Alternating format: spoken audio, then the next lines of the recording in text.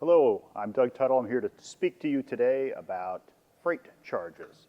Specifically, we're going to talk about parcel freight charges and LTL freight charges. When I speak of parcel freight charges, we refer to that as UPS, FedEx, Speedy, and the Postal Service. Those would be parcel carriers. LTL, which is an acronym for less than truckload. Those are your truck shipments or heavier shipments. First, let's talk about parcel shipping. Parcel shipping, and a lot of questions arrive as how does a parcel carrier such as UPS or FedEx arrive at their pricing charge? In an open market such as a farmer's market, pricing is determined by the producer and price fluctuates with demand. Low price for equal product can drive higher demand. For the parcel freight carriers, which is primarily, let's say, UPS and FedEx being the major players, they're a somewhat closed market. There's not much competition, and there's a very high barrier of entry to become a parcel shipper. Now, we have seen Amazon explore that as a carrier as well here in the last few years. But pricing is determined for whatever they think is profitable. And in their internal operations, they're looking for smaller, lightweight packages, and they prefer to handle fewer, heavier, and larger packages dimensionally. They really would like to avoid packages that require manual handling and stick with as many packages as can be automated as possible. And their pricing reflects that. One of the ways that they determine that pricing and force customers to ship the type of packages they're looking for is via dimensional weight. Dimensional weight is a pricing structure that calculates the dimensional weight of a package based on its length multiplied by height multiplied by width divided by a particular number, and it's currently 139. That will arrive at a weight figure, and it's arbitrary.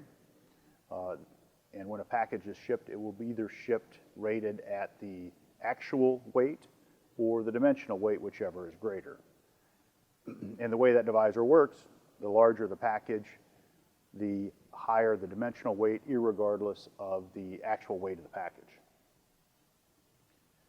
For example, here is a 6x6 carton. Let's say this weighs 5 pounds. The cost would be $14.55 to ship this package to a Zone 3 customer. A 14 by 10 by 8 package would cost $14.61 to ship. So slightly more for this size package. But coming up here, you'll see a tremendous jump as we go to, if we go to a 24 by 24 by 22 package, even if this only weighed 5 pounds, if it was filled with ping pong balls, it would cost $64 to ship this package.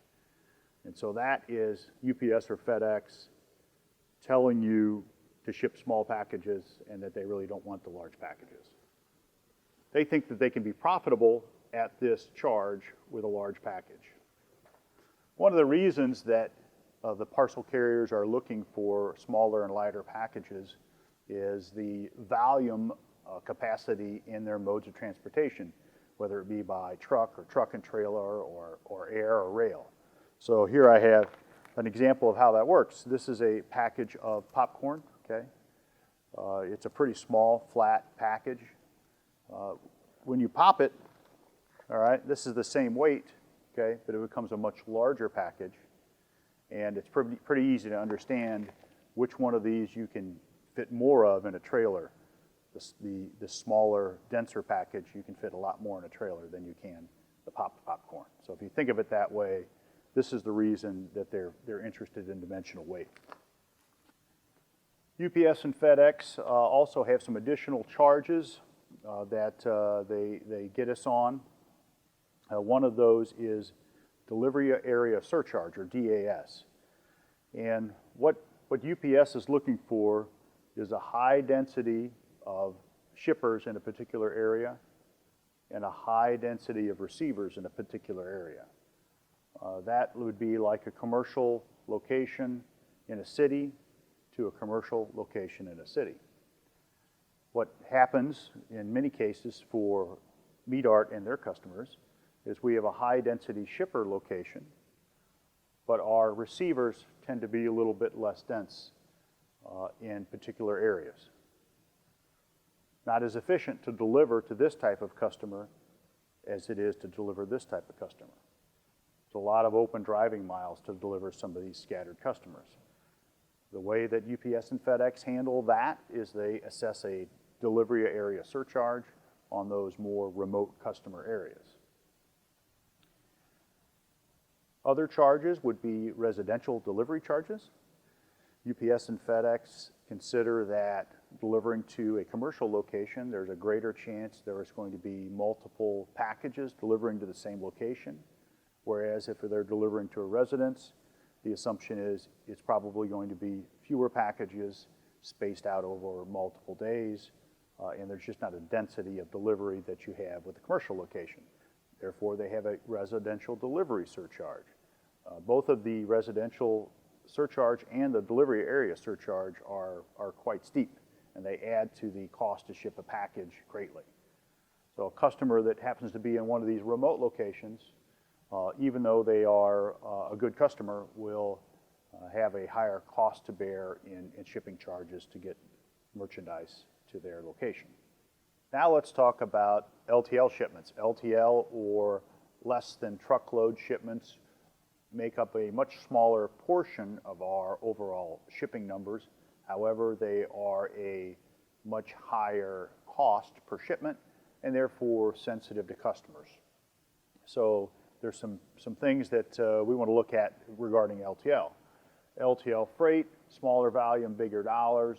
Also, it is a really open market. There's a number of players in the market, and pricing tends to be a little bit more fluid. LTL carriers price their shipments assuming that shipments will go from one commercial location to another commercial location. And they assume that that shipment will be dock to dock, meaning that will go from one shipping dock to another shipping dock. That's how the pricing is established. Sometimes you will hear that referred to as end of trailer delivery, meaning that the carrier is responsible for delivering merchandise to a destination with the freight on the end of the trailer. That's the limit of their responsibility. It's the responsibility of the receiver to unload that freight from the end of the trailer. So we consider pricing to be commercial to commercial. When it is commercial to residential, just as it happens in parcel shipping, there's an additional charge. For LTL shipment, it is a much larger charge. It oftentimes more than doubles the cost of a shipment when a shipment needs to go to a residence. So that's an enormous factor to consider when doing LTL shipping. For end of trailer shipments, the customer is responsible to find a way to unload that freight from the end of the trailer. They don't necessarily have to have a dock, but they have to have a forklift or other means to unload from the end of the trailer. If that is not possible at the receiver end, many carriers offer a lift gate service. That's a way that this freight would be lowered out of the back of the trailer to the ground. And guess what? They will charge for that. It's normally around $50 to have that service done by the carrier. They also offer services inside delivery, meaning that the freight for the customer is delivered inside their place of business. It could be into their shop, into their garage, or into their showroom. Other charges that you see occasionally on LTL shipments are limited access charges. A limited access charge is applied when there is a limited availability for a truck to maneuver in an area. They will often be charged for schools, prisons, construction sites, marinas.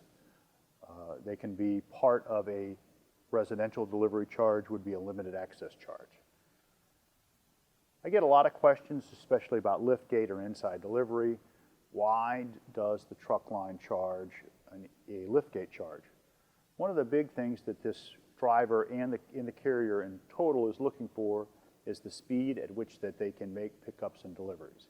The faster that they can make a delivery at a receiver's place of business, the more efficient they're going to be and the more profitable. They're measured by the number of shipments per truck that they make each day, and anything that restricts them from making a quick delivery will end up costing the shipper and the receiver some sort of additional charge. Sometimes it'll just be a charge for a delay in unloading. If a shipment's not unloaded within 20 minutes, for instance, you probably will see an additional charge.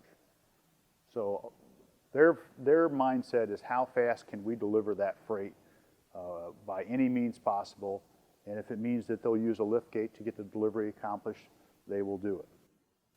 All right, we've talked a little bit about parcel pricing and how that's determined.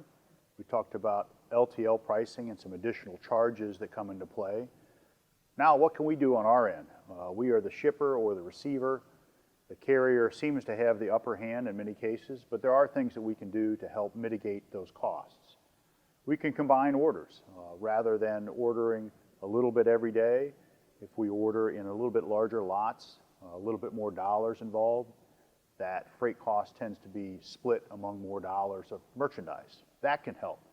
We can stock up. If we know we're going to need a certain amount of merchandise over a period of time, order enough to cover a longer period of time, and you'll get more bang for your buck on your freight cost. Freight programs. We can take advantage of suppliers' freight programs and get the most for our investment that way. Many suppliers have a program by which if you order a certain amount of dollars or a certain amount of quantity, they're going to offer a special incentive on freight. Take advantage of those, and everyone you can, certainly. As a shipper, we can minimize excess packaging. That's something we here at Medart do extensively. We look very hard at our packaging styles and techniques to have the least amount of airspace. We don't want to pay to ship air in many cases. All of us have probably received a package in the last few years that made you chuckle, as it was an enormous box for a small item. Those are expensive shipments compared to what you're actually shipping. So the more that we can minimize that excess packaging, the lower the cost overall. Expect higher costs. Plan ahead for higher costs, especially for items that are large, bulky, or odd-sized. If an item is extra long, extra odd shape, has protruding items, no matter the weight, that is going to be an expensive item to ship. Knowing that going forward, plan ahead for who's going to pay for the cost of that shipment. And plan ahead. If you live in the country, you don't go to the grocery store every day. You plan ahead and you go once a week. There's a little bit of foresight involved in that. If you live next door to the grocery store, when you run out of eggs, you can go get a carton of eggs. When you run out of a gallon of milk, you can get a gallon of milk. If you live 45 minutes from the grocery store, you plan ahead for those kind of situations. So those are some things that we can do. I hope that this information helps you and makes us all smarter purchasers of transportation costs. And knowledge is power. Use it wisely.